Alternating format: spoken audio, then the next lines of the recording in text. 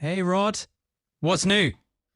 Good day, Copilot. Thank you once again for joining my podcast. I have some questions for you. Do you mind? Love to. What's on the docket? All right.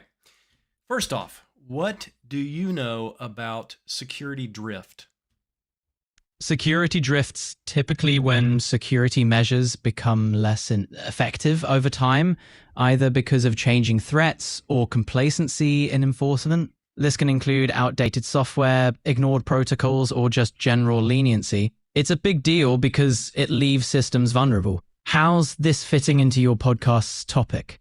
I love it. Hey, next question.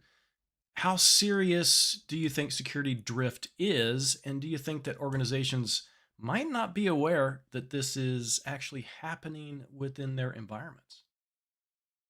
It's a huge deal, often underestimated. Organizations might not even realize it's happening, especially if their focus drifts from security to other priorities. It's like that slow leak you don't notice until it's a flood. What's making you curious about security drift? Well, Seen it this in is yeah, this is kind of top of mind for me right now. Some things I have a couple blog posts on this. I have a white paper, which obviously I'll share the link in the show notes. But can you let me? What are some early warning signs of security drift for those organizations wanting to know?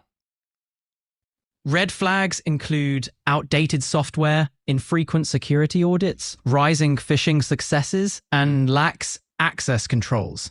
If you notice these, it's time to tighten things up.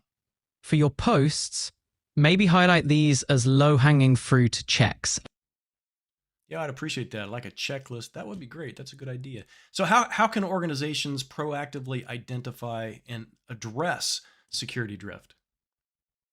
Regular audits and penetration testing, plus ongoing training, keep security fresh. Also, strong incident response plans are key. These measures can help you stay ahead of potential breaches or issues before they escalate.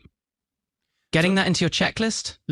yeah. So proactively identifying how often should security policies be reviewed and updated to combat drift? What's kind of the normal? At least annually, but more often if there's a major change, like new tech or evolving threats. Think of it like a health checkup. Regular reviews help catch issues early before they become problems. Is this for your blog Uh, or thinking of a new white paper? Thinking of both actually. How can automated tools help in detecting and mitigating security drift? Automated tools can continuously scan for vulnerabilities, flag configuration changes, and ensure compliance. They're like digital bloodhounds, sniffing out trouble before it strikes. Useful for your team to stay ahead of security drift while focusing on the big picture. Adding that to your checklist of proactive steps. Absolutely. You are super helpful. So what impact does, let's say, remote work have on security drift? Remote work is a double-edged sword. It opens up flexibility, but also a Pandora's box of security risks. Unsecured home networks and personal devices can be weak points. Organizations need to bolster remote access controls and provide secure tools for their workers. Are you seeing more interest in this, with remote work sticking around? Definitely seeing a lot more interest in this. And I think a lot of organizations may, like we said before, be unaware, but I think the awareness is what's going to enable organizations to be more secure. Can third party vendors contribute to security drift? And if so, how could that be managed? Absolutely. Third-party vendors can introduce drift by not meeting your security standards or through unchecked access to your systems.